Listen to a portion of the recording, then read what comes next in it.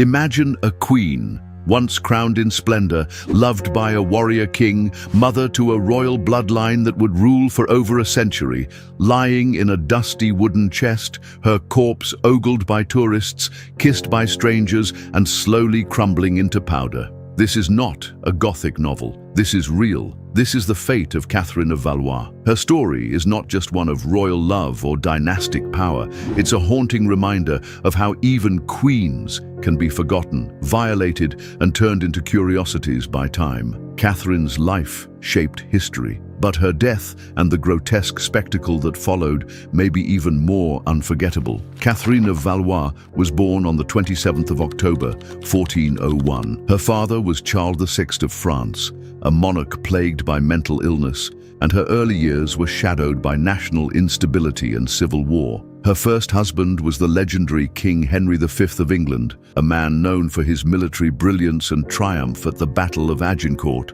Their marriage briefly united the crowns of England and France, and Catherine became Queen of England. But it wasn't her royal marriage that would change the course of English history. It was her secret, deeply scandalous second union. After Henry's untimely death, Catherine fell in love with a man far beneath her station, Owen ap Maredudd ap Tudor, a Welsh courtier. History remembers him simply as Owen Tudor. Their relationship was kept secret, possibly illegal under English law without the king's permission. Still, Catherine and Owen's love prevailed. The pair eventually married and had several children together. And from that hidden union came a new and powerful dynasty, the Tudors, who would go on to rule England for nearly 150 years. But despite her central role in birthing a royal lineage, Catherine was not celebrated. Instead, she was cast aside. After her death, her name faded and her body was treated with shocking disrespect, ignored by her descendants,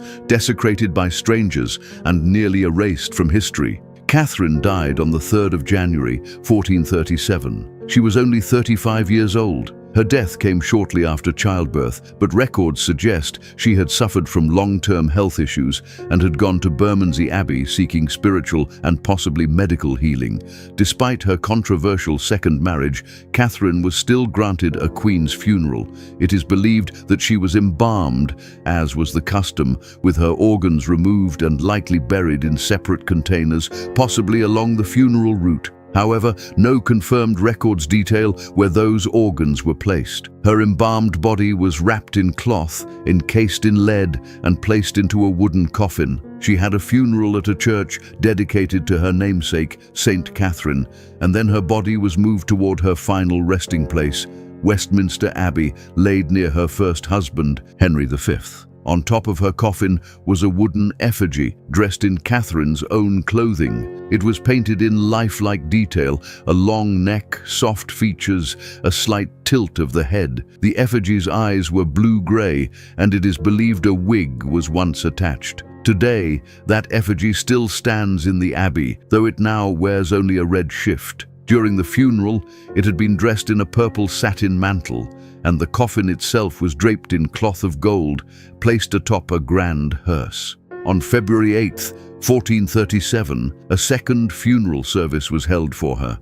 Catherine was interred in an alabaster tomb in Westminster Abbey beside Henry V, but her story did not end there. For most, death marks the end. But for Catherine, it was only the beginning of a 3-century-long indignity. Some historians speculate that her tomb was meant to be temporary. Perhaps her son, Henry VI, intended to build a more permanent memorial, but he died before doing so. Her grandson, Henry VII, eventually demolished the old Lady Chapel that housed her tomb to construct a new one. During construction, her body was unearthed. The wooden coffin had decayed badly, and her remains were removed and placed in a simple wooden chest lined with sheets of lead, scraps cut from the roof of the very chapel that was being torn down. This makeshift box was then left on the floor, exposed near the tomb of Henry V, and there Catherine lay for 300 years, not honored, not remembered,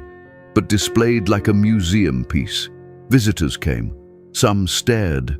Others paid to see her. One man, according to accounts, stripped away the cloth covering her face, chest, and legs. Her desiccated body was still intact, described as thinly clothed with flesh, like scrapings of tanned leather. It's possible she was buried naked beneath her shroud, making the display even more humiliating. Her corpse became an attraction. Tour guides at the abbey charged visitors $1 to view her. Her body, once regal and revered, was turned into a sideshow. People gawked. Some stole bones. Her remains were desecrated, looted, and passed around like relics of curiosity. Legend has it that Catherine gave birth to Henry VI at Windsor Castle against her late husband's wishes. Henry V had reportedly believed in a prophecy that a son born at Windsor would lose everything the father had gained. Catherine's disobedience, some claimed, brought doom to her line, and it was even said that she requested never to be buried as penance. Whether true or not, the legend reinforced a cruel view of her, that she was punished for love, for rebellion, and for following her heart. Her treatment after death reflected that judgment. In 1669, Samuel Pepys, the famous diarist, visited Westminster Abbey on Shrove Tuesday. He had just seen Shakespeare's Henry V and was curious to see the real-life Queen. He later wrote, "I did see the body of Queen Catherine of Valois and had the upper part of the body in my hands, and I did kiss her mouth. I did kiss a queen." A bizarre tradition even developed where visitors would kiss her corpse, referenced in Shakespeare's plays as kisses for the queen who had witchcraft in her lips. But it didn't stop there. In the 18th century, her body suffered even more abuse. In 1786, antiquarian Richard Gough wrote that students had torn the remains to pieces. When he himself viewed her, he found the body had become a shapeless mass of pale tissue. It wasn't until 1798 that her remains were moved again, sealed away in a vault used by the Villiers family, but not marked. She was laid there quietly, and memory of her began to fade. In 1878, the Villiers tomb was opened to admit the recently deceased Countess of Buckingham. At this time, Dean Stanley of Westminster, hoping to restore the Abbey's monuments, sought to recover Catherine's remains. With Queen Victoria's approval, his team broke through the wall between tombs and discovered Catherine's decaying coffin, collapsed, stuck to the one beneath it. Her body had shifted, broken, and stuck against a damp wall. When they tried to lift her coffin, it disintegrated. What they found was tragic. Much of her body had turned to mush. Her skull was shattered. Most of her vertebrae and ribs were gone. Her right arm bones were incomplete. Not a single tooth was found. Some bones had been replaced or mixed up, including a pelvic bone where a shoulder blade should have been. Lime had possibly damaged the remains, though others believe it was simple decay. Tourists, over centuries, had likely taken pieces of her. Her remains were skeletal souvenirs, yet not all had perished. Her legs, still wrapped in 12 layers of cerecloth, were in excellent condition. Her skin, especially on one arm, remained intact. A silk-covered wool pillow had supported her head, and fragments of it were presented to Queen Victoria. Finally, after centuries of horror, Catherine of Valois was buried with dignity. Her remains were carefully gathered, placed in a new coffin made of English oak. The abbey workmen carried it in silence, lit only by a small lantern as they processed through the darkened abbey. They called it her third funeral. She was laid to rest under a new grey marble tomb near Henry V. The broken fragments of her old chest were placed inside along with a brass inscription plate.